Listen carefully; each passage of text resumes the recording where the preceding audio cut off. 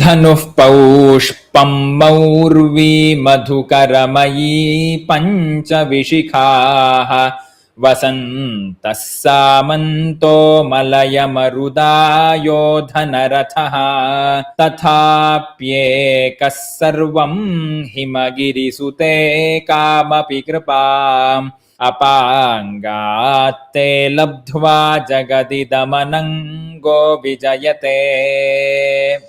ಕಥಮಸ್ತಿ ಪದವಿಭಾಗಃ? ಧನುಃ ಪೌಷ್ಪಂ ಮೌರ್ವಿ ಸಮ್ಯಕ್, ಮಧುಕರಮಯಿ ಸಮ್ಯಕ್, ಪಂಚವಿಶಿಖಾಃ ಆಮೇಲೆ ವಸಂತಃ ಸಾಮಂತಃ ವೆರಿ ಗುಡ್ ಮಲಯ ಮರುದಾಯೋಧನ ರಥಃ ಒಂದೇ ಪದ. ಹಾ ಮಲಯ ಮರುದಾಯೋಧನ ರಥಃ ಒಂದೇ ಪದ. ತಥಾಪ್ಯೇಕಃ ಅಲ್ಲಿ ಹೇಗೆ ಪದ ವಿಭಾಗ? ಹಾ ತಥಾಪಿ, ತಥಾ ಅಪಿ, ಏಕಃ, ತಥಾಪ್ಯೇಕಃ, ತಥಾ ಅಪಿ ಏಕಃ, ತಥಾಪ್ಯೇಕಃ, ಸರ್ವಂ ಹೇ ಗಿರಿ, ಹಾ ಹೇ ಹಿಮಗಿರಿಸುತೆ ಯಾವ್ದದು? ಸಂಬೋಧನ ಪ್ರಥಮ ಅಲ್ವಾ? ಹಿಮಗಿರಿಸುತೆ, ಹೇ ರಮೇ ಆ ಥರ. ಆಮೇಲೆ ಕಾಮಪಿ ಕೃಪಾಂ ಹೇಗಿದೆ ಪದ ವಿಭಾಗ ಇಲ್ಲಿ? ಕಾಮ್ ಅಪಿ ಕೃಪಾಂ, ಹಾ ಕಾಮ್ ಕೃಪಾಮಪಿ ಅಂತ ಅನ್ವಯ ಮಾಡೋಣ. ಆಮೇಲೆ ಕಾಮ್ ಅಪಿ ಕೃಪಾಂ, ಆಮೇಲೆ ಅಪಾಂಗಾತೆ, ಅಪಾಂಗಾತ್ ತೇ ಲಬ್ಧ್ವಾ ಜಗದಿದಂ, ಜಗತ್ ಇದಂ ಜಗದಿದಂ ಅನಂಗಃ ವಿಜಯತೆ, ಅನಂಗಃ ವಿಜಯತೆ. ಅಸ್ತು ಯಾವ ಪದಗಳು ಗೊತ್ತಾಯ್ತು ಈಗ? Very good. ನ ಅಂಗಂ ಅನಂಗಂ, ವೆರಿ ಗುಡ್. ವಿಜಯತೆ, ಜಗದಿದಂ ಅನಂಗಂ ವಿಜಯತೆ. ಸಮ್ಯಕ್. ಅನಂಗಃ ಅಂತ ಇದೆ. ಅನಂಗಃ ಅನ್ನೋದನ್ನ ಎಲ್ಲಿ ವಿಭಾಗ, ಎಲ್ಲಿ ಸೇರಿಸ್ಬೇಕು ಅಂತ ನೋಡೋಣ. ಅನಂಗಃ ವಿಜಯತೆ. ಸಮ್ಯಕ್. ಪದ ವಿಭಾಗ ಏನು? ಕ್ರಿಯಾಪದ ಇಲ್ಲಿ ಧಾತು ಯಾವುದು? ವಿಜಯತೆ. ಹಾ ವಿಜಯತೆ, ವಿಜಯತೆ, ವಿಜಯಂತೆ. ಕಃ ಅರ್ಥಃ? ವಿಜಯತೆ, ಹಾ ಹೌದು ವಿಜಯತೆ. ಸಮ್ಯಕ್. ಜಗದಿದಂ ಅನಂಗಃ ವಿಜಯತೆ ಅಂತ ಅಲ್ವಾ? ಸಮ್ಯಕ್. ಇದಾನೀಂ ವಿಜಯತೆ ಇತ್ಯಸ್ಯ ಗೆಲ್ತಾರೆ, ಗೆಲ್ಲುತ್ತೆ ಅನ್ನೋ ಅರ್ಥ.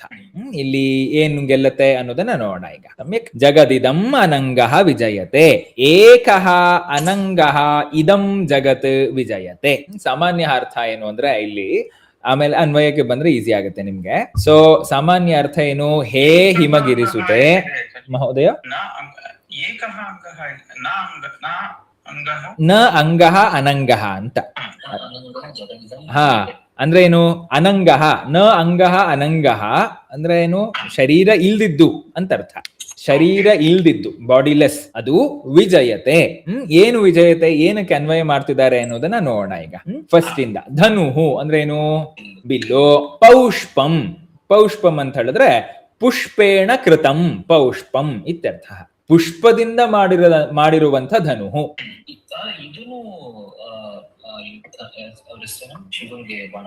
ಯಾರದು? ಅವ್ರದೇ ಮನ್ಮಥ. ಅವ್ರದೇ ಏನೋ ವಿಶೇಷಣಗಳನ್ನ ಕೊಡ್ತಾ ಇದ್ದಾರೆ ಈಗ. ಅವ್ರು ಯಾವ ತರ ಇದಾರಪ್ಪ ಅಂತ ಕೇಳಿದ್ರೆ, ಧನುಹು ಪೌಷ್ಪಂ, ಬಿಲ್ಲು ಅದು ಬಾಣ ಯಾವ್ದ್ರಿಂದ? ಬಿಲ್ಲು ಬಾಣಗಳು ಅದು ಪುಷ್ಪದಿಂದ ಮಾಡಲ್ಪಟ್ಟಿದೆ. ಪೌಷ್ಪಂ ಅಂತ ಹೇಳಿದ್ರೆ ಪುಷ್ಪೇಣ ಕೃತಂ ಅಂತ ಅರ್ಥ ಆಯ್ತಾ? ಮೌರ್ವಿ, ಮೌರ್ವಿ ಅಂದ್ರೇನು? ಮೌರ್ವಿ ಅಂದ್ರೆ ಬಿಲ್ಲಿಗೆ ಕಟ್ಟುವಂತ ದಾರ, ಅದಕ್ಕೆ ಮೌರ್ವಿ ಅಂತ ಕರೀತಾರೆ. ಮೌರ್ವಿ. ಆಮೇಲೆ ಮಧುಕರಮಯಿ ಅಂತ ಇನ್ನೊಂದಿದೆ. Very good. ಮಧುಕರಂ ಅಂದ್ರೇನು? ಮಧುಕರ ಕಹ ಮಧು ಕರೋತಿ ಇತಿ ಮಧುಕರ. ಈಗ ಉದಾಹರಣೆಗೆ ಘಟಂ ಕರೋತಿ ಇತಿ ಘಟಕಾರ. ಹಾ ಯಾರು ಜೇನು ಮಾಡೋನ್? ಯಾರು? ಹುಳ, ಜೇನು ಹುಳ. ಅಂದ್ರೆ ಇದು ಆರ್ಟಿಫಿಷಿಯಲ್ ಜೇನ್ ಅಲ್ಲ ಅನ್ನೋ ಕಾರಣಕ್ಕಾಗಿ ನ್ಯಾಚುರಲ್ ಆಗಿ ಮಾಡೋದು ಯಾರು? ಮಧುಕಾರ, ಜೇನು ಹುಳ. ಮಧುಕರಹ ಅಂತ ಹೇಳಿದ್ರೆ ಜೇನು ಹುಳ ಅಂತ ಅರ್ಥ. ಮಧುಕರಹ. ಯಾರು? ಕೃಷ್ಣ. ಅವನು ಜೇನ್ ಮಾಡಿದ್ನ? ಹೌದು ಹೌದು ಹೌದು. ಕೃಷ್ಣ ಮಧುಕರಹ ಅಂತ ಹೇಳಿದ್ರೆ ಶಿವನಿಗೂ ಹೆಸರಿದೆ, ಕೃಷ್ಣಂಗೂ ಹೆಸರಿದೆ. ಸೊ ಪುರಾಣ ಪ್ರಸಿದ್ಧವಾದಂತ ಹೆಸರುಗಳು. ಬಟ್ ಮಧುಕರಹ ಅನ್ನೋ ರೂಢ್ಯರ್ಥ ಎಲ್ಲಿದೆ ಅಂತ ಕೇಳಿದ್ರೆ ಅದು ಜೇನು ಹುಳಕ್ಕೆ ಮಧುಕರಹ ಅಂತ ಕರೀತಾರೆ. ಇಲ್ಲೇನು ಅಂತ ಕೇಳಿದ್ರೆ ಮಧುಕರಮಯಿ. ಎಲ್ಲಾರು ಬೇರೆ ಕಡೆ ಮಯಿ ಅನ್ನೋ ಶಬ್ದ ಕೇಳಿದೀರಾ? ಬೇರೆ ಕಡೆ ಸೇರಿಸಿ.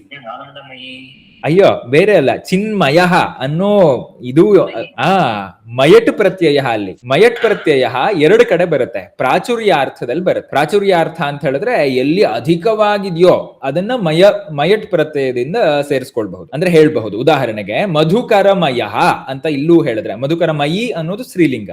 ಮಧುಕರಮಯ ಎಲ್ಲಿ ಪ್ರಾಚುರ್ಯವಾಗಿ ಮಧುಕರಗಳು ಇದೆಯೋ, ಅಂದ್ರೆ ಜೇನು ಹುಳಗಳಿದೆಯೋ ಆ ಜಾಗವನ್ನ ಅಥವಾ ಆ ವಸ್ತುವನ್ನ ಮಧುಕರಮಯ ಅಂತ ಕರಿಬಹುದು. ತುಂಬಾ ದುಂಬಿಗಳಿದೆ ಅಂತ. ಅದೇ ತರ ಚಿತ್ ಅಂತ ಹೇಳಿದ್ರೆ ಏನು? ಚೈತನ್ಯ ಅತ್ಯಂತ ಪ್ರಚುರವಾಗಿ ಎಲ್ಲಿದೆಯೋ, ಹೆಚ್ಚೆಲ್ಲಿದೆಯೋ ಅದಕ್ಕೆ ಚಿನ್ಮಯ ಅಂತ ಹೆಸರು. ಚೈತನ್ಯ ಅಂದ್ರೆ ಚೈತನ್ಯಕ್ಕೆ ಬರೀ ಆಕ್ಟಿವ್ ಅಂತ ಅರ್ಥ ಅಲ್ಲ, ಬೇರೆ ಬೇರೆ ಅರ್ಥಗಳಿದೆ. ಆದ್ರೆ ಅದು ಒಂದು ಚೈತನ್ಯ ತುಂಬಿದಂಥ ಅನ್ನೋ ಅರ್ಥ. ಯಾರು ಅತ್ಯಂತ ಏನು ಲೈವ್ಲಿ ಆಗಿರ್ತಾರ ಅವರನ್ನ ಚಿನ್ಮಯ ಅಂತ ಕರಿಬಹುದು. ಅಥವಾ ಚೈತನ್ಯ ಎಲ್ಲಿ ತುಂಬಿ ತುಳುಕಾಡ್ತಿದ್ಯೋ, ಚೈತನ್ಯ ಸ್ವಭಾವ, ಪರಮಾತ್ಮನ ಕೆಲವೊಂದು ಅಂಶಗಳಲ್ಲಿ, ಮೂರೇ ಲಕ್ಷಣಗಳಲ್ಲಿ ಚಿತ್ ಅನ್ನೋದು ಒಂದು ಲಕ್ಷಣ. ಸತ್ ಚಿತ್ ಆನಂದ ಸ್ವರೂಪಿ ಅಂತ ಕರಿತೀವಲ್ಲ, ಸತ್ಯಂ ಶಿವಂ ಸುಂದರಂ ಅನ್ನೋ ಅರ್ಥದಲ್ಲೂ ಕೂಡ ಚಿತ್ ಅನ್ನೋದು ಚೈತನ್ಯ ಸ್ವರೂಪ. ಎಕ್ಸಾಕ್ಟ್ಲಿ, ಹೌದು. ಕಾನ್ಶಿಯಸ್ನೆಸ್ಗೆ ಚೈತನ್ಯಂ ಅಂತ ಕರೆಯೋದು. ಹೌದು. ಖಂಡಿತ ಹೌದು, ಹೌದು, ಹೌದು.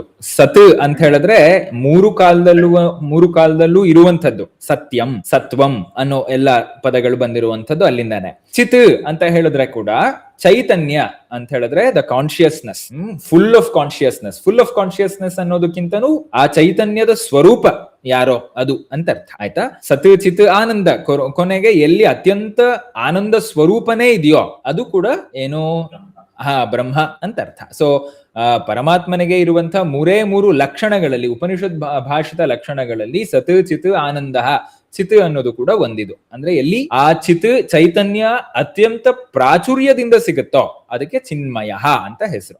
ಸಮ್ಯಕ್. ಅದೇ ತರ ಇಲ್ಲಿ ಮಧುಕರಮಯ, ಎಲ್ಲಿ ದುಂಬಿ ಹುಳುಗಳು ಅತ್ಯಂತ ಪ್ರಚುರವಾಗಿ ಸಿಗುತ್ತೋ ಅದಕ್ಕೆ ಮಧುಕರಮಯ ಅಂತ ಮಯಟ್ ಪ್ರತ್ಯಯಸ್ಯ ಉಪಯೋಗ. ಸಮ್ಯಕ್. ಆಮೇಲೆ ಪಂಚ, ಕಿಂ ಪಂಚ?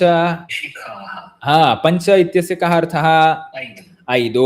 ಅದ್ರೆ ಇತೋಪಿ ಏಕಃ ಅರ್ಥಃ ಅಸ್ತಿ ಪಂಚ ಇತ್ಯಸ್ಯ. ಪ್ರಪಂಚಃ ಇತಿ ಶ್ರುತಂ ವಾ?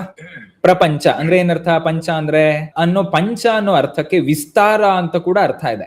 ಪ್ರಪಂಚ ಅನ್ನೋದಕ್ಕೆ ಪ್ರಕೃಷ್ಟೇನ ವಿಸ್ತಾರ ಯತ್ರ ಅಸ್ತಿ ತಸ್ಯ ಕೃತೆ ಪ್ರಪಂಚ ಇತ್ಯಪಿ ಅರ್ಥ. ಪಂಚ ಸಾಮಾನ್ಯವಾಗಿ ಪಂಚಭೂತಗಳಿಂದನೇ ಎಲ್ಲದು ವಿಸ್ತೃತವಾಗಿದೆ ಅನ್ನೋ ಕಾರಣಕ್ಕಾಗಿ ಪಂಚ ಅನ್ನೋ ಅರ್ಥ ಕೂಡ ಇದೆ. ವಿಶಿಖಾಸಃ ಕಪರ್ದಿನಃ. ವಿಶಿಖಾಸಃ ಅಲ್ಲಿ ಛಾಂದಸ ಪ್ರಯೋಗ. ಅದು ವಿಶಿಖಾಸಃ ಅಂತ ಹೇಳಿದ್ರೆ ವಿಶಿಖಾಹ ಬಹುವಚನ ಅಂತಾನೆ ಅರ್ಥ. ವಿಶಿಖಾಹ ಅಂತ ಹೇಳಿದ್ರೆ ಬಾಣಗಳು ಅಂತ ಅರ್ಥ. ಸಮ್ಯಕ್. ಅಲ್ಲಿ ವಿಶಿಖಾಹ ಅಂತ ಲೌಕಿಕ ಪ್ರಯೋಗ ಆದ್ರೆ ವಿಶಿಖಾಸಹ ಅಂತ ಛಾಂದಸ ಪ್ರಯೋಗ. ವೇದಗಳಲ್ಲಿ ಮಾತ್ರ ಉಪಯೋಗಿಸಬಹುದಾದಂತಹ ಶಬ್ದಗಳು. ಅದು ವಿಶಿಖಾಸಃ ಕಪರ್ದಿನಃ ಅಂತ ಅಲ್ಲಿ ಬಂತಲ್ಲ, ಅದೇ ತರ ವಿಶಿಖಾಹ ಅಂದ್ರೆ ಬಾಣಗಳು. ಏನ್ ಬಾಣಗಳು? ಆಮೇಲೆ ಮುಂದೆ ಹೇಳಿದ್ರು ವಸಂತಃ, ವಸಂತ ಋತು.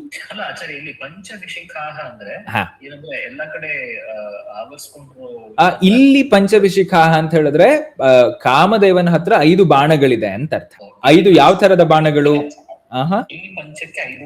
5 ಅಂತಾನೆ ಅರ್ಥ. ಹೌದು. ಆದ್ರೆ ಪ್ರಪಂಚ ಅನ್ನೋ ಶಬ್ದ ಇದೆಯಲ್ಲ ಅದರಲ್ಲಿ ವಿಸ್ತಾರ ಅಂತ ಅರ್ಥ. ಪ್ರಪಂಚ ಅಂತ ಅರ್ಥ. ಪ್ರಕೃಷ್ಟೇನ ಪಂಚ ಅಥವಾ ಪಂಚಭೂತಗಳಿಂದ ನಿರ್ಮಾಣ ಆಗಿದ್ದು ಅಂತ ಕೂಡ ಅರ್ಥ. ಪಂಚ ಅನ್ನೋದಕ್ಕೆ ವಿಸ್ತಾರಯತಿ ಇತ್ಯಪಿ ಅರ್ಥ. ಸಮ್ಯಕ್. ಇಲ್ಲಿ ಆ ಕಾಮದೇವ ಅವನ ಹತ್ರ 5 ಬಾಣಗಳಿದೆ, ವಿಶಿಖಗಳಿದೆ. ಆ 5 ಬಾಣಗಳು ಯಾವ ತರದ್ದು? ಪೌಷ್ಪಂ, ಪುಷ್ಪದಿಂದ ಮಾಡಿದ್ದು. ಅದನ್ನ ಅಮರಕೋಶದಲ್ಲಿ ತುಂಬಾ ಚೆನ್ನಾಗಿ ಹೇಳ್ತಾರೆ. ಅವನ ಹತ್ರ, ಕಾಮದೇವನ ಹತ್ರ 5 ಬಾಣಗಳು ಯಾವ್ದು ಅಂತ ಕೇಳಿದಾಗ ಅವ್ರು ಹೇಳ್ತಾರೆ ಮತಲ್ಲಿಕಾ ಮಚರ್ಚಿಕಾ ಪ್ರಕಾಂಡ ಮುದ್ಗತಲ್ಲಜೌ ಪ್ರಶಸ್ತವಾಚಕಾನ್ಯಮೂನಿ ಅಲ್ಲ, ಯಾವ್ದು? ಅರವಿಂದ್.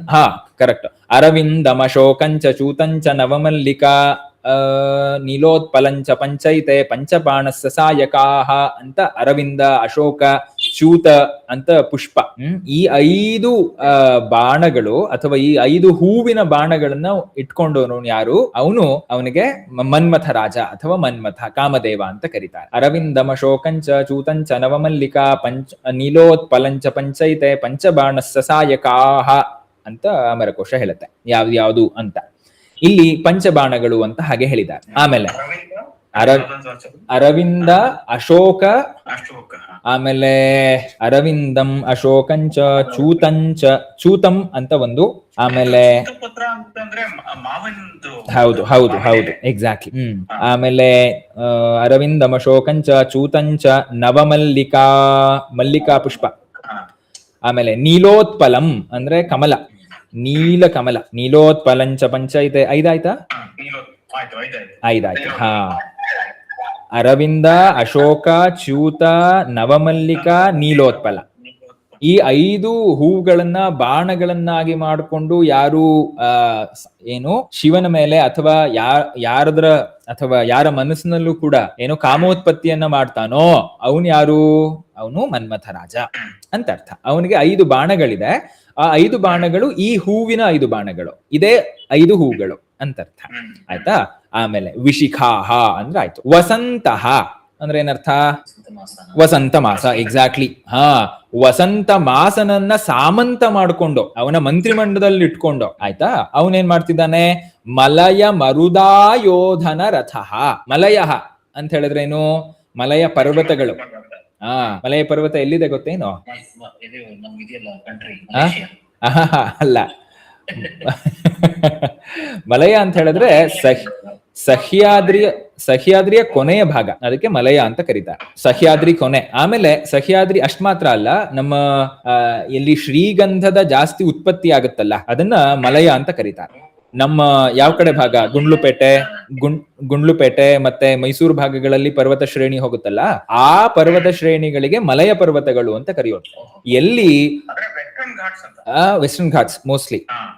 ಎಲ್ಲಿ ಶ್ರೀಗಂಧದ ಮರಗಳ ಅತ್ಯಂತ ಉತ್ಪತ್ತಿ ಆಗುತ್ತೋ ಅಥವಾ ಅದು ಬೆಳೆಯೋದಕ್ಕೆ ಅತ್ಯಂತ ಶ್ರೇಷ್ಠ ಪರ್ವತಗಳು, ಅದನ್ನ ಮಲಯ ಪರ್ವತಗಳು ಅಂತ ಕರೀತಾರೆ. ಆಯ್ತಾ? ಈ ಮಲಯ ಪರ್ವತಗಳಲ್ಲಿ ಹುಟ್ಟಿದಂಥ ಶ್ರೀಗಂಧಗಳಿಂದ ಬಂದಂಥ ಅಲ್ಲಿ ಗಾಳಿಗಳ ಆಡುತ್ತಲ್ಲ, ಆ ಗಾಳಿ ಶ್ರೀಗಂಧದ ಗಂಧವನ್ನ ತಗೊಂಡ್ ಬರುತ್ತೆ. ಆ ತರ ಕಲ್ಪನೆಗಳನ್ನ ಮಾಡ್ತಿದ್ದಾರೆ ಶಂಕರಾಚಾರ್ಯ. ಈಗ ಮಲಯಗಳಲ್ಲಿ ಉತ್ಪತ್ತಿಯಾದಂತಹ ಗಂಧಗಳ ಆ ಗಾಳಿಯನ್ನ, ಮರುತು ಅಂದ್ರೆ ಗಾಳಿಯನ್ನೇ ಯಾರು ಯೋಧನ ರಥ, ಯುದ್ಧಕ್ಕೆ ಬೇಕಾದಂತ ರಥವನ್ನಾಗಿ ಮಾಡ್ಕೊಂಡಿದ್ದಾರೋ ಸಮ್ಯಕ್ ಮಲಯ ಮರುದಾ ಯೋಧನ ರಥ. ಆಮೇಲೆ ತಥಾಪಿ ಮಲಯ ಪರ್ವತವನ್ನ ರಥವನ್ನಾಗಿ ಎಕ್ಸಾಕ್ಟ್ಲಿ. ನಾನು ಅನ್ವಯ ಕ್ರಮಕ್ಕೆ ಬರ್ತೀನಿ, ಕೇವಲ ಪದಾರ್ಥಗಳನ್ನ ತಿಳ್ಕೊಳ್ಳಿ. ಈಗ ಅದಾದ್ಮೇಲೆ ಒಂದ್ಸಲಿ ಅನ್ವಯ ಮಾಡಿದಾಗ ಗೊತ್ತಾಗ್ಬಿಡತ್ತೆ ಏನ್ ಹೇಳ್ತಿದೀವಿ ಅಂತ. ಹೇಳ್ಬೋದು, ಆ ಥರನು ಹೇಳ್ಬೋದು. ಅಥವಾ ಮಲಯ ಮರುತ್ ಆಯೋಧನ ರಥಃ, ಆಯೋಧನಂ ರಥಃ ಯಸ್ಯ, ಆಯೋಧನ ರಥಃ, ಮಲಯ ಮರುದಾಯೋಧನ ರಥಃ. ಎಕ್ಸಾಕ್ಟ್ಲಿ. ಮಲಯ ಮರುತ್ತೇ ಯಾರಿಗೆ ರಥನೋ ಅದು ಯಾವ ರಥ? ಯುದ್ಧಕ್ಕೆ ಸನ್ನದ್ಧವಾದಂಥ ರಥ. ಸಮ್ಯಕ್. ಆಯೋಧನಂ ಇತ್ಯಸ್ಯ ಯುದ್ಧಂ ಇತ್ಯರ್ಥಃ. ಮಲಯ ಮರುತು ಏವ ಆಯೋಧನಸ್ಯ ರಥಃ.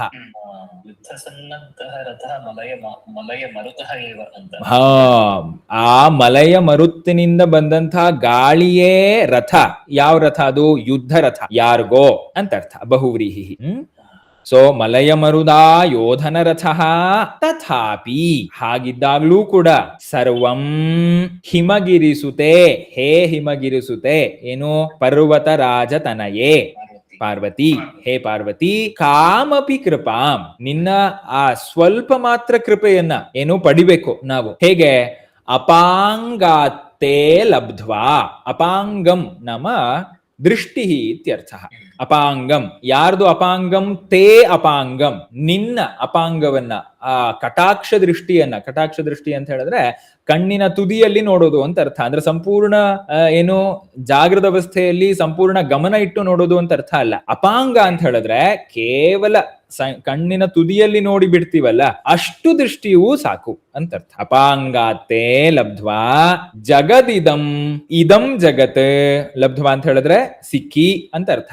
ಇದಂ ಜಗತ್, ಈ ಏನು ಈ ಪ್ರಪಂಚ, ಅನಂಗಃ ನ ಅಂಗಃ ಅನಂಗಃ ವಿಜಯತೆ. ಅಯ್ಯೋ ಏನರ್ಥ ಆಯ್ತು ಇದಕ್ಕೆ?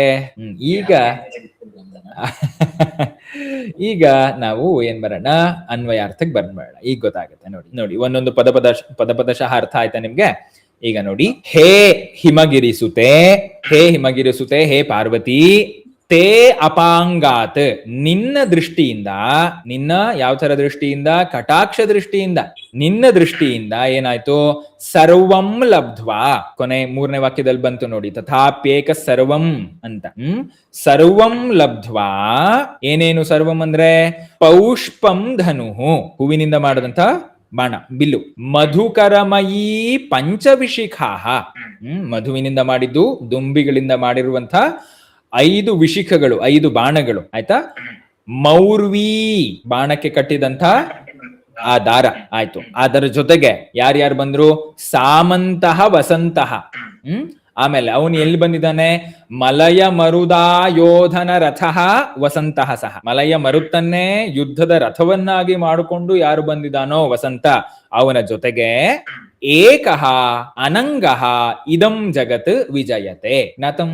ಏಕಃ ಅನಂಗಃ, ಅನಂಗಃ ಏನು? ಅಂಗರಹಿತಃ, ಅಂಗರಹಿತಂ ಇದಂ ಜಗತ್ ವಿಜಯತೆ ಇತ್ಯರ್ಥ. ಅಂದ್ರೆ ಯಾರು ಮನ್ಮಥ ಸಾಮಂತನಾದ, ಅಂದ್ರೆ ಸಾಮಾನ್ಯ ಅರ್ಥ ಇಷ್ಟೇ ಮಹೋದಯ.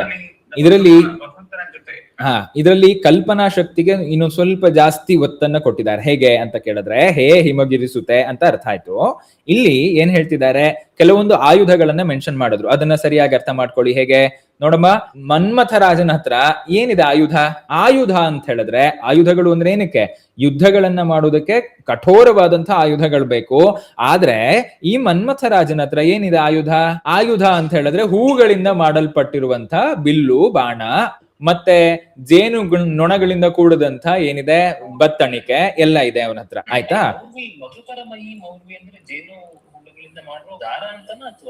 ದಾರ ಅಂತ, ದಾರ ಅಂತ, ಮೌರ್ವಿ ಅಂತ ಹೇಳಿದ್ರೆ ದಾರ. ಅಂದ್ರೆ ಮಧುಕರಮಯಿ ಅನ್ನೋದನ್ನ ಮಧುಕರ ಮೌರ್ವಿ, ಧನುಹು, ಧನುಹು, ಧನುಹು, ಆಯ್ತಾ? ಸೊ ಹೂವಿನಿಂದ ಮಾಡದಂತ, ಒಂದ್ ನಿಮಿಷ, ಹೂವಿನಿಂದ ಮಾಡದಂತ ಬಾಣ, ಸಾರಿ ಬಿಲ್ಲು, ಆಯ್ತಾ? ಆ ಬಿಲ್ಲನ್ನ ಕಟ್ಟಿದ್ದು ಯಾವ್ದ್ರಿಂದ? ಜೇನು ನೊಣಗಳಂತೆ ಇರುವಂತ ಆ ದಾರದಿಂದ. ಆಮೇಲೆ ಇವನ್ ಹತ್ರ ಪಂಚಬಾಣಗಳಿದೆ. ಪಂಚಬಾಣಗಳು ಯಾವ್ದ್ರಿಂದ ಮಾಡಿದ್ದು? ಮತ್ತೆ ಹೂಗಳಿಂದಾನೇ ಮಾಡಿದ್ದು, ನಾವೀಗ ನೋಡಿದ್ವಿ, ಆಯ್ತಾ? ಇದನ್ನ ಇಟ್ಕೊಂಡಿದ್ದಾನೆ ಮನ್ಮಥ ರಾಜ. ಮತ್ತೆ ಇಷ್ಟೇ ಸಾಕಾಗಲ್ಲ ಅಂತ ಹೇಳಿ ಅವನಿಗೆ ಸಾಮಂತನಾದಂಥ ವಸಂತ ಋತು, ವಸಂತ ಋತುವಲ್ಲೇ ಎಲ್ಲ ಮರಗಳಲ್ಲಿ, ಗಿಡಗಳಲ್ಲಿ ಹೂಗಳ ರಾಶಿ ಬೆಳೆಯುತ್ತೆ. ಆ ಋತು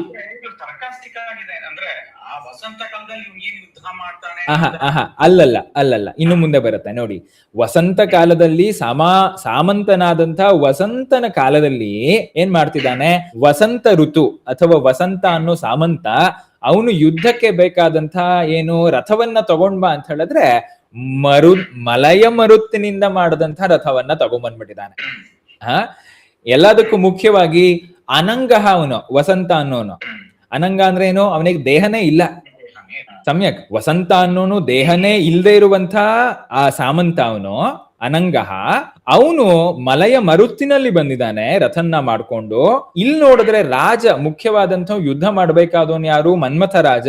ಅವನ ಹತ್ರ ನೋಡಿದ್ರೆ ಹೂವಿನಿಂದ ಮಾಡುವಂತ ಬಾಣ ಇದೆ, ಮತ್ತೆ ಮಧುಕರಮಯಿ ಆದಂತ ಮೌರ್ವಿ ಇದೆ, ಮತ್ತೆ ಬಾಣಗಳು 5 ಬಾಣಗಳಿದೆ, ಅದು ಹೂವಿನಿಂದ ಮಾಡಿದ್ದ ಬಾಣಗಳಿದೆ. ಈ ದುರ್ಬಲವಾದಂತ ಸಾಧನಗಳನ್ನೇ ಹೊತ್ಕೊಂಡು ಮನ್ಮಥ ರಾಜ ಮತ್ತೆ ವಸಂತ ಋತುಗಳು, ವಸಂತ ಅನ್ನೋ ಸಾಮಂತ ನಿನ್ನ ಕೇವಲ ಕೃಪಾವಶಪರತೆಯಿಂದ, ನಿನ್ನ ಕೇವಲ ಆಶೀರ್ವಾದದಿಂದ, ಅಪಾಂಗ ದೃಷ್ಟಿಯಿಂದ ಇಡೀ ಜಗತ್ತನ್ನ ಕಾಮದೇವ ಗೆದ್ಬಿಟ್ಟಿದ್ದಾನೆ ಅಂತ ಅರ್ಥ. ಇದು ಕೇವಲ ದುರ್ಬಲವಾದಂತಹ ಆಯುಧಗಳನ್ನ ಹೊತ್ಕೊಂಡಂತ ವಸಂತ ಮತ್ತೆ ಕಾಮದೇವನಿಂದ ಆಗದೇ ಇರುವಂತ ಕೆಲಸ. ಕೇವಲ ನಿನ್ನ ಅಪಾಂಗ ದೃಷ್ಟಿ ಅವ್ರ ಮೇಲೆ ಬಿದ್ದಿದ್ರಿಂದ ನಾವೇನ್ ಮಾಡ್ತಿದೀವಿ, ಅವರು ಯಾವ ತರ ಪ್ರಬಲರಾಗಿದ್ದಾರೆ, ಜಗತ್ತನ್ನೇ ವಶ ಮಾಡ್ಕೊಳ್ಳುವಂತ ಪ್ರಬಲ ಶಕ್ತಿಗಳಾಗಿ ಬೆಳೆದಿದ್ದಾರೆ. ಆ ಅಪಾಂಗ ಅಂದ್ರೆ ಆ ದೃಷ್ಟಿಯನ್ನ ನಾವು ಹೊಗಳ್ತೀವಿ, ವಿಜಯತೆ. ಆ ದೃಷ್ಟಿ ಈಗ ಏನಾಗುತ್ತೆ, ವಿಜಯತೆ ಅಂತ ಹೇಳಿದ್ರೆ ಅದಕ್ಕೆ ಜೈ ಜೈಕಾರ ಅನ್ನೋ ಅರ್ಥದಲ್ಲಿ. ಸಮ್ಯಕ್ ಜ್ಞಾತಂ ವಾ? ಆಚಾರ್ಯ, ಈತ ಅಂದ್ರೆ ಅರ್ಥ ಮಾಡ್ಕೊಳ್ಳೋದಿಕ್ಕೆ ಹಾ, ಹಿಂಗ್ ಬರುತ್ತಾ ಅಂತ ಅಂದ್ರೆ ಮನ್ಮಥಸ್ಯ ಸಮೀಪೆ ಪುಷ್ಪೇನ ಕೃತಃ ಧನುಃ. ಹೌದು, ಪೌಷ್ಪಂ. ಮಧುಕರಮಯೀ ಮೌರ್ವಿ ಪುಷ್ಪೇನ ಕೃತಾಃ ಪಂಚವಿಶಿಖಾಃ. Very good. ಏವ ಸಾಮಂತಃ ವಸಂತಃ ಏವ ಸಾಮಂತಃ ಅನಂಗಃ ವಸಂತಃ ಸಾಮಂತಃ. ಅಲ್ಲ, ಯೋಧನರತಃ ಮಲಯಮರು ಯೋಧನರತಃ ಏತತ್ ಸರ್ವಂ ಏನಂತ ಇದು ದುರ್ಬಲಂ ಏತತ್ ಸರ್ವಂ ಅತ್ಯಂತ ತಥಾಪ್ಯೇಕಃ ಕಾಮಪಿ ಕಾಮಪಿ ಕೃಪಾಂ ಹಿಮಗಿರಿಸುತ್ತೆ ಅಂತ ಶುರು ಮಾಡ್ಬೇಕು ಫಸ್ಟ್ ಇಂದ. ಹೇ ಹಿಮಗಿರಿಸುತ್ತೆ ಅಂತ ಶುರು ಮಾಡಿದ್ವಿ. ಏತೆ ವಸಂತಃ ಪುನಃ ಹೇಗಾದ್ರೂ ಹೇಳ್ಬೋದು. ಲಬ್ಧ್ವಾ ಅಪಾಂಗಾತೆ ಲಬ್ಧ್ವಾ. Very good.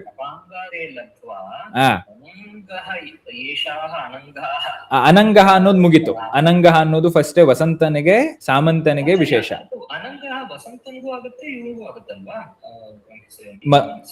ಯಾರು? ಮನ್ಮಥ ಅನಂಗ ಅಲ್ಲ, ಮನ್ಮಥ ಅವನು ಆಗ್ಬೋದು ಅಲ್ಲ. ಅವನು ಈ ತರ ಕೆಲಸ ಮಾಡ್ತಿದ್ದಾನೆ ಅಂದ್ರೆ ಅವನಿಗೆ ಮತ್ತೆ ಆ ಈಶ್ವರನಿಂದ ಬಂದಂತ ಏನು ವರ ಅದರಿಂದ ಸಂಪೂರ್ಣ ಆಗಿದೆ, ಶಾಪ ಸಂಪೂರ್ಣ ಆಗಿದೆ ಅಂತ. ವಸಂತಃ ಅಥವಾ ಇದನ್ನ ಹೇಗ್ ಬೇಕಾದ್ರೂ ಅನ್ವಯ ಮಾಡ್ಬೋದು ನೋಡಿ. ಅದೇ ವಿಶೇಷತೆ ಇಲ್ಲಿ. ಅನಂಗಃ ಅಂತ ಹೇಳಿದ್ರೆ ಅವನು ಕೂಡ ಆಗ್ಬಹುದು. ಆದ್ರೆ ಇಲ್ಲಿ ವಿಶೇಷವಾಗಿ ಮರುತ್ತಿಗೆ ಅಂದ್ರೆ ವಸಂತ ಅನ್ನೋನು ಕಾಲ, ಅವನಿಗೆ ಶರೀರ ಇಲ್ಲ.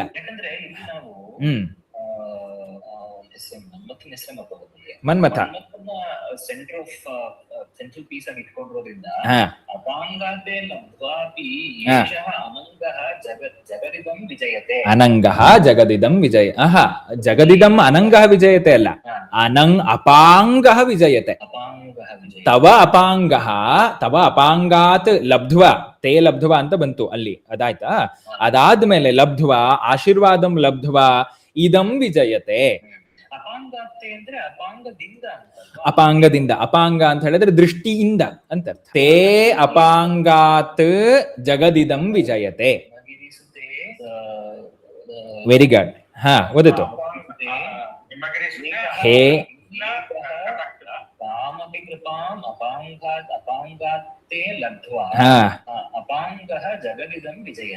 ಏಕವಾರಂ ಅಂತಿಮವಾರಂ ಏಕವಾರಂ ಅನ್ವಯಂ ಕರೋಮಿ ವಾಹಂ. ಏಕವಾರಂ ಶೃಣ್ವಂತು. ಹೇ ಹಿಮಗಿರಿಸುತೆ ಸಮ್ಯಕ್. ತೇ ಅಪಾಂಗಾತ್ ನಿನ್ನ ದೃಷ್ಟಿಯಿಂದ ಸಮ್ಯಕ್. ಕಿಂ ಸರ್ವಂ ಲಬ್ಧ್ವಾ ಪೌಷ್ಪಂ ಧನುಃ ಮಧು. ಆಯ್ತಾ? ಪೌಷ್ಪಂ ಧನುಃ ಮಧುಕರಮಯೀ ಪಂಚವಿಶಿಖಾಃ ಮೌರ್ವೀಂ ಅಪಿ. ಅನಂತರಂ ವಸಂತಃ ಸಾಮಂತಃ ವಸಂತಃ ಮಲಯಮರುದಾಯೋಧನರಥಃ.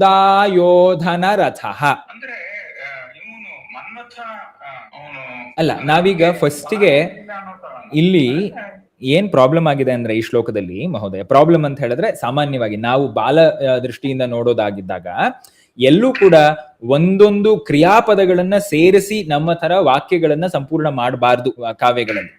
ಕಾವ್ಯಗಳಲ್ಲಿ ಆತರ ಸಂಪೂರ್ಣ ಮಾಡೋದಾಗಿದ್ರೆ ಮೊದಲನೇದು ಛಂದಸ್ ಭೇದ ಆಗುತ್ತೆ, ಎರಡನೇದು ಆ ಹುಡುಕುವಂತ ಆ ಒಂದು ಏನದು ಕಾತುರತನೆ ಹೊಟ್ಟೋಗ್ಬಿಡತ್ತೆ. ಸೊ ಹಾಗಾಗಿ ಏನ್ ಮಾಡ್ತಾರೆ ಅಂತ ಕೇಳಿದ್ರೆ ಅನ್ವಯ ಕ್ರಮದಲ್ಲಿ ನಾವು ಜೋಡಿಸ್ಕೊಂಡು ಹೋಗ್ತೀವಿ, ಈ ಅರ್ಥ ಇರಬಹುದು ಅಂತ, ಆಯ್ತಾ.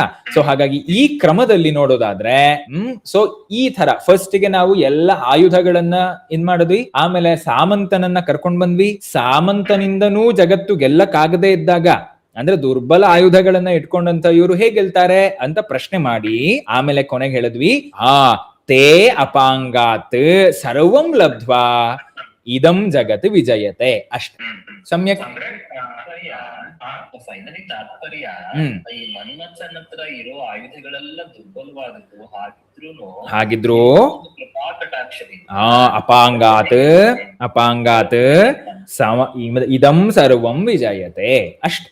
ಅಂದ್ರೆ ಅಲ್ಲಿ ಆಯೋಧನ ರಥಃ ಅಂತ ಹೇಳಿದ್ರ, ಹಾಗಾದ್ರೆ ಅಲ್ಲಿ ಯುದ್ಧ ಮಾಡ್ತಾರದೇ ಈ ತರ ಒಂದು ಅಂದ್ರೆ ಜಗತ್ತನ್ನ ಗೆಲ್ಲಬೇಕು ಅಂತ ಹೊರಟಿರೋರು ಇವರು ಇಬ್ರು. ಯಾರು? ವಸಂತ ಋತು ಮತ್ತೆ ಕಾಮದೇವ.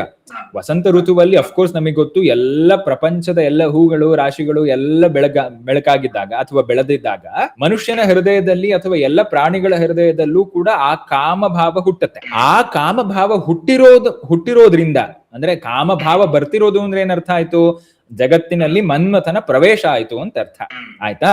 ಈ ತರ ಅದ್ಭುತವಾದಂತಹ ವಾತಾವರಣ ಇದ್ದಾಗ್ಲೂ ಕೂಡ ಈ ತರ ದುರ್ಬಲವಾದಂತಹ ಆಯುಧಗಳನ್ನ ಹಿಡ್ಕೊಂಡವ್ರು ಹೇಗೆ ಜಗತ್ತನ್ನ ಗೆಲ್ಲಿಕ್ ಸಾಧ್ಯ ಇಲ್ಲ. ಆದ್ರೂ ಕೂಡ ತೇ ಅಪಾಂಗಾತ್ ನಿನ್ನ ದೃಷ್ಟಿಯಿಂದ ಏನು ನಿನ್ನ ಕೃಪಾ ಕಟಾಕ್ಷದಿಂದ ಅವ್ರೇನ್ ಮಾಡಿದ್ರು? ಇಡೀ ಜಗತ್ತನ್ನ ಗೆದ್ರು. ಅನಂಗಃ ಅಪಿ ಇಡೀ ಜಗತ್ತನ್ನ ಗೆದ್ದು ಬಿಟ್ರು. ಹಾಗಾಗಿ ನಿನ್ನ ದೃಷ್ಟಿಯ ಮಹಿಮೆಯನ್ನ ಈ ಶ್ಲೋಕದಲ್ಲಿ ವರ್ಣನೆ ಮಾಡ್ತೀನಿ ಅಂತ ಅರ್ಥ. ಬಟ್ ಆಕ್ಚುಲಿ ಯಾಕೆ ಈ ಸೌಂದರ್ಯದಲ್ಲಿ ಜಾಸ್ತಿ ಮನ್ಮಥ ಬಗ್ಗೆ ಏನು? ಇಲ್ಲ ಮುಂದಿನ ಶ್ಲೋಕಗಳೆಲ್ಲ ಸರಿಯಾಗ್ಬಿಡುತ್ತೆ.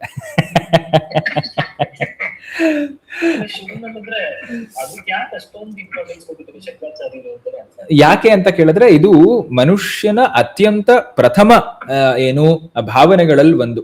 ಚಾಣಕ್ಯಾಚಾರ್ಯರು ಯಾವಾಗ್ಲೂ ಹೇಳ್ತಾರಲ್ಲ, ಅವ್ರು ಹೇಳ್ತಾರೆ ಆಹಾರ ನಿದ್ರಾ ಭಯ ಮೈಥುನ ಅನ್ನೋದು ನನಗೂ ಮತ್ತೆ ಪ್ರಾಣಿಗಳಿಗೂ ಪ್ರಕೃತಿಯಿಂದ ಬಂದಂತ ಕೆಲವು ಗುಣಗಳಲ್ಲಿ ಸ್ವಾಭಾವಿಕ ಗುಣಗಳು ಇವೆಲ್ಲ.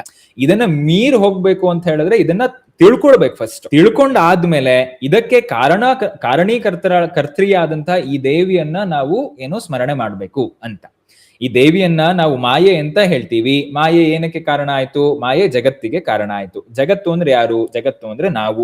ಈ ಜಗತ್ತಿಗೆ ಕರ್ತೆಯೇ ಆದಂತಹ ಈ ಮಾಯೆಯನ್ನ ಅರಿಬೇಕು ಅಂದ್ರೆ ಫಸ್ಟ್ ಜಗತ್ತನ್ನ ತಿಳ್ಕೊಳ್ಬೇಕು. ಜಗತ್ತಿನಲ್ಲಿ ಆಹಾರ, ನಿದ್ರಾ, ಭಯ, ಮೈಥುನ ಅನ್ನೋ ಈ 4 ಕ್ರಿಯೆಗಳು ನಡೀತಾ ಇದೆ. ಇದನ್ನ ಫಸ್ಟ್ ಮನ್ಮಥ ರೂಪದಲ್ಲಿ ತಿಳ್ಕೊಂಡು ಆಮೇಲೆ ಯಾರ ಆಶೀರ್ವಾದದಿಂದ ಇದೆಲ್ಲ ನಡೀತಾ ಇದೆಯೋ, ಅವಿಚ್ಛಿನ್ನವಾಗಿ ನಡೀತಾ ಇದೆಯೋ, ಆಮೇಲೆ ಆ ಕಾರಣವನ್ನ ತಿಳ್ಕೊಳ್ಳೋದಕ್ಕೆ ಹೋಗ್ತೀವಿ. ಇದು ಇರುವಂತ ಕಾರಣ, ಇದು ಇರುವಂತ ಸೂತ್ರ. ಸೊ ಹಾಗಾಗಿ ಇದ್ಯಾವುದು ತಪ್ಪು ಅಂತಲ್ಲ. ನೀನು ಮುಂದೆ ಹೋಗ್ಬೇಕಾದ್ರೆ 49ನೇ ಶ್ಲೋಕ 72ನೇ ಶ್ಲೋಕಗಳಲ್ಲಿ ದೇವಿಯ ಏನು ಶರೀರದ ಅಂಗಗಳನ್ನ ನಿರೂಪಣೆ ಮಾಡ್ತಾ ಈ ವಿಷಯವನ್ನೇ ಭಾಷ್ಯದಲ್ಲಿ ಬರೀತಾರೆ.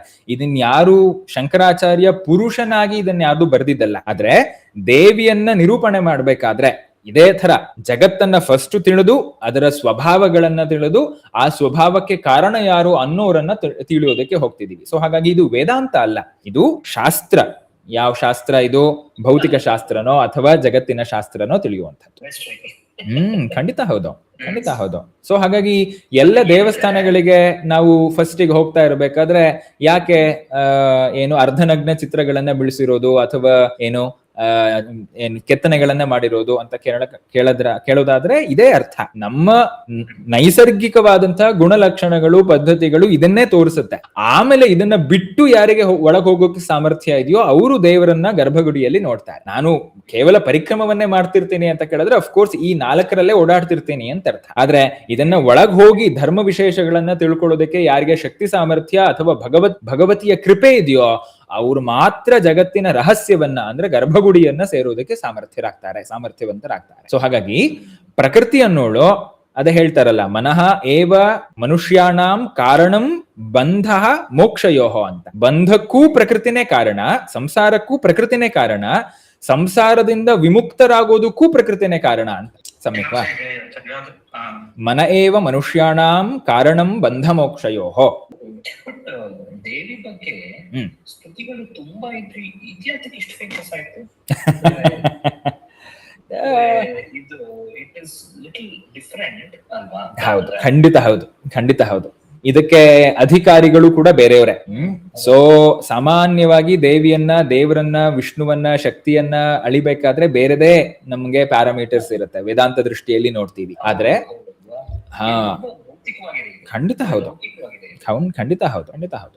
ಇದಕ್ಕೆ ಅಧಿಕಾರಿಗಳು ಕೂಡ ಬೇರೆಯವರೇ. ಅಧಿಕಾರಿಗಳು ಕೂಡ ಏನು ಅಂತ ಕೇಳಿದ್ರೆ, ಈ ಜಗತ್ತನ್ನ ತಿಳಿಬೇಕು ಅನ್ನೋರು ಇದಕ್ಕೆ ಅಧಿಕಾರಿಗಳು. ಈ ಜಗತ್ತನ್ನ ತಿಳ್ಕೊಂಡು ಆಮೇಲೆ ದೇವಿಯನ್ನ, ಇದಕ್ಕೆ ಕಾರಣವನ್ನ ತಿಳ್ಕೊಳ್ಬೇಕು. ಅಫ್ಕೋರ್ಸ್ ಎಲ್ಲ ಶಾಸ್ತ್ರಗಳ ಉದ್ದೇಶ ಕೂಡ ಒಂದೇ, ಆದ್ರೆ ಇದರ ಓರಿಯಂಟೇಶನ್ ಬೇರೆ ಇದೆ ಅಷ್ಟೇ, ಇದರ ಪ್ರವೇಶ ಬೇರೆ ದ್ವಾರದಿಂದ ಅಷ್ಟೇ. ಇನ್ನು ಖಂಡಿತ ಹೌದು, ಖಂಡಿತ ಹೌದು, ಅವರು ಒಬ್ರು ದೈವತೆ. ಅವರ ಏನು ಮನ್ಮಥನ ಕೃಪಾವಶದಿಂದನೇ ಜಗತ್ತು ನಡೀತಾ ಇದೆ, ಹೌದಲ್ವಾ? ಸೊ ಹಾಗಾಗಿ ಅವರನ್ನ ಬಿಡೋದು ಹೇಗೆ? ಬಿಡ್ಲಿಕ್ಕೆ ಸಾಧ್ಯ ಇಲ್ಲ. ಸೊ ಹಾಗಾಗಿ ಅವರ ದೃಷ್ಟಿಯಿಂದ, ಅವರ ಮುಖೇನ ನಾವು ಅವರ ಕಾರಣರಾದಂತ ದೇವಿಯನ್ನ ಅರ್ಥ ಮಾಡ್ಕೊಂತಿದೀವಿ. ಇನ್ನು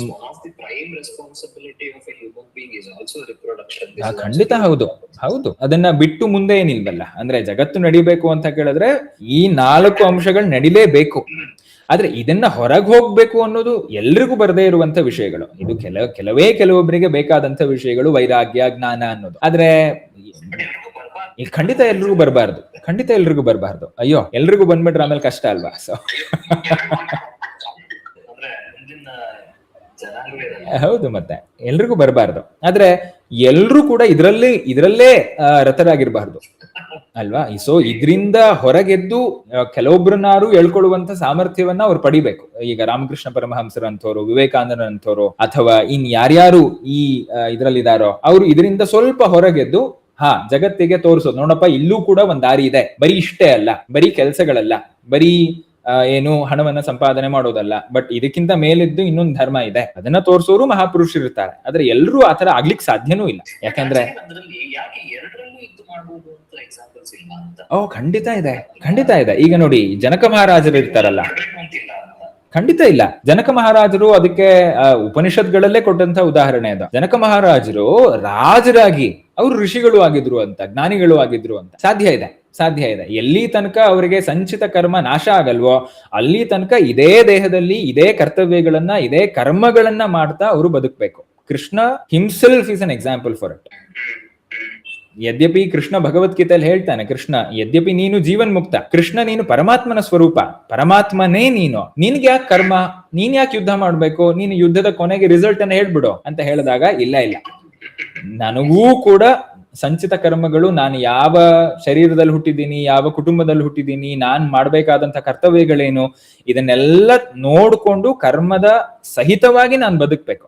ಸೊ ನಾನೂ ಕೂಡ ಕರ್ಮಗಳನ್ನ ಮಾಡೇ ತೀರ್ತೀನಿ ಅಂತ ಅವನು ಹೇಳ್ತಾನೆ. ಯದ್ಯಪಿ ನಾನು ಕರ್ಮ ಮಾಡದಿದ್ರು ಯಾರು ಕೇಳ್ಬೇಕಾಗಿಲ್ಲ, ಆದ್ರೆ ನನ್ನನ್ನ ನೋಡಿ ಸುಮಾರು ಜನ ಕರ್ಮಗಳನ್ನ ಮಾಡೋರಿದ್ದಾರೆ ಜಗತ್ತಿನಲ್ಲಿ. ಸೊ ಹಾಗಾಗಿ ನಾನು ಕರ್ಮಗಳನ್ನ ಬಿಟ್ಟು ಅದ್ವೈತ ವೇದಾಂತಿಯಾಗಿ ಒಂದು ಕಡೆ ಏನು ಮಾಡ್ಬೇಕಾಗಿಲ್ಲ, ನಿಮ್ಗೆ ಮೋಕ್ಷ ಸಿಕ್ಕಾಗಿದೆ ಅಂತ ಹೇಳ್ಬಿಟ್ರೆ, ನನ್ನನ್ನ ನೋಡಿದವರು ನನ್ನನ್ನ ಅನುಸರಣೆ ಮಾಡಿದವರು ಕೂಡ ಕರ್ಮ ವಂಚನೆಯನ್ನ ಮಾಡಬಹುದು, ಆ ಸ್ಟೇಟ್ ಆಫ್ ಕಾನ್ಶಿಯಸ್ನೆಸ್ ಇಲ್ಲದೆ ಇದ್ರು ಕೂಡ. ಸೊ ಹಾಗಾಗಿ ನಾನೇನ್ ಮಾಡ್ತೀನಿ, ನಾನು ಕರ್ಮವನ್ನೇ ಮಾಡೇ ಮಾಡ್ತೀನಿ ಅಂತ ಹೇಳ್ತಾನೆ ಕೃಷ್ಣ. 2ನೇ ಶ್ಲೋಕ, 2ನೇ ಅಧ್ಯಾಯದಲ್ಲಿ ಬರುವಂತ ಅದ್ಭುತ ಶ್ಲೋಕಗಳಲ್ಲಿ ಇದು ಒಂದು. ಅವನು ಹೇಳ್ತಾನೆ ಏನು, ಕರ್ಮಣೋ ಹ್ಯಪಿ ಬೋದ್ಧವ್ಯಂ ಅಲ್ಲ, ನೈವ ಕಿಂಚಿತ್ ಕರೋಮೀತಿ ಉಕ್ತೋ ಮನ್ಯೇ ತತ್ವವಿತ್ ಪಶ್ಚಿನ್ ಶೃಣ್ವನ್ ಶ್ಲೋಕದಲ್ಲಿ ಬರುತ್ತೆ. ನಾನ್ ಮರ್ತೆ ಶ್ಲೋಕ. 2ನೇ ಅಧ್ಯಾಯದಲ್ಲಿ 5ನೇ ಅಧ್ಯಾಯದಲ್ಲಿ ಬರುತ್ತೆ ಈ ಶ್ಲೋಕಗಳು. ಸೊ ಹಾಗಾಗಿ ಕರ್ಮ ವಶತೆ, ಕರ್ಮ ಅಂತ ಹೇಳಿದ್ರೆ ಏನು, ಅಫ್ಕೋರ್ಸ್ ಇದೆಲ್ಲ ರಿಪ್ರೊಡಕ್ಷನ್ ಇರಬಹುದು, ಆಹಾರ ಇರಬಹುದು, ಅಥವಾ ಸಿಟ್ಟಿರಬಹುದು, ಅಥವಾ ನಿದ್ರೆ ಇರಬಹುದು, ಇದಷ್ಟು ಕೂಡ ನಮಗೆ ಬೇಕಾದಂತ ಪದಾರ್ಥಗಳೇ. ಸಂಸಾರದಲ್ಲಿ ಇರ್ಬೇಕು ಅಂದ್ರೆ ಇದೆಲ್ಲ ಇರ್ಲೇಬೇಕು, ಇದನ್ನ ಚೆನ್ನಾಗಿ ಮಾಡ್ಬೇಕು. ಇನ್ನು ಆದ್ರೆ ಇದೇ ದೃಷ್ಟಿಯಿಂದ ಜಗತ್ತನ್ನ, ಅದರ ಕಾರಣವನ್ನ ನೋಡುವಂತ ಸಾಮರ್ಥ್ಯ ಕೂಡ ಸೌಂದರ್ಯ ಲಹರಿ ಅದು ಕಟ್ಕೊಡುತ್ತೆ. ಸಮ್ಯಕ್. ಸೊ ಈ ಶ್ಲೋಕದಲ್ಲಿ ಏನು, ಮನ್ಮಥ ಮತ್ತೆ ವಸಂತಹ ಅವರು ಅನಂಗಗಳಾಗಿದ್ರು ಕೂಡ ಜಗತ್ತನ್ನ ಹೇಗ್ ಗೆದ್ರು ಅನ್ನೋದ್ರ ಬಗ್ಗೆ ಈ ಶ್ಲೋಕವನ್ನ ತಿಳ್ಕೊಂಡ್ವಿ ಇವತ್ತು. ಸೊ ಅರುಣ ಪ್ರಶ್ನೆಗೆ ಶ್ರೀಕೃಷ್ಣಾರ್ಪಣಮಸ್ತು. ನಾಳೆ ಇದನ್ನ ಮಾಡೋಣ. ಓಂ ಶಾಂತಿ ಶಾಂತಿ ಶಾಂತಿ. ಹರಿ ಓಂ ತತ್ಸತ್. ಶ್ರೀಕೃಷ್ಣಾರ್ಪಣಮಸ್ತು.